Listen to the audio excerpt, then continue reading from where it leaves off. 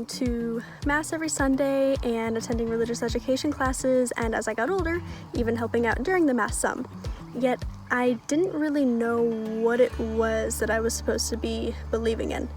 I never really made any of the connections, and I don't even think I really truly understood who Jesus was and the importance of him dying on the cross.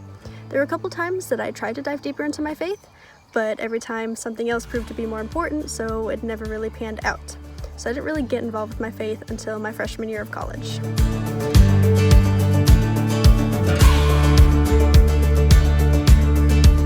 When I got to college, I was torn between two lives that I didn't even realize were two completely different paths.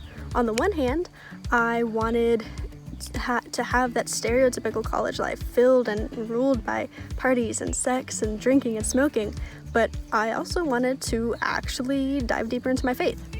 Little did I know I couldn't successfully do both. So at freshman orientation at the activities fair, I learned about the BSM and I gave them my information. And once school started, Elizabeth Fari personally reached out to me, set up a connection meeting, and invited me to Vertical, which I eventually started attending. Then, purely by the hand of God, I was roomed with my now bestie, Rebecca Snyder, instead of some crazy partier, and Rebecca invited me to church with her, so I slowly started getting more involved with my faith and with Church at First Baptist. I started proactively exploring Christianity and learning about what it meant to be a follower of Jesus, and I exponentially grew in my faith. Finally, last year in February, I prayed to receive Christ into my life, and just recently this March, I was baptized right at the beginning of quarantine.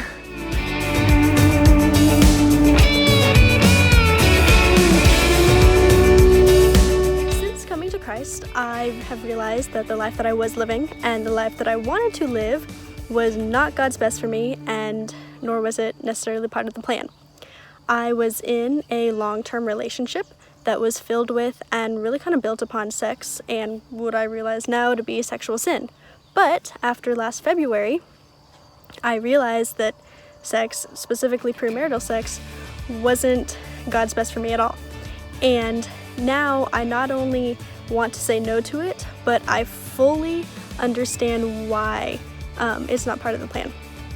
But beyond that, I've also learned how to have a personal relationship with God and the importance of being in the Word and prayer. And I've learned how to actually pray and actually read the Bible and actually understand it.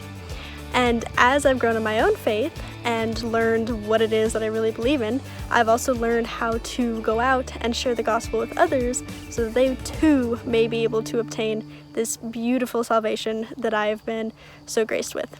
And I've been lucky enough to have been able to see one of my international friends and one of the girls in my D Now group from church come to faith.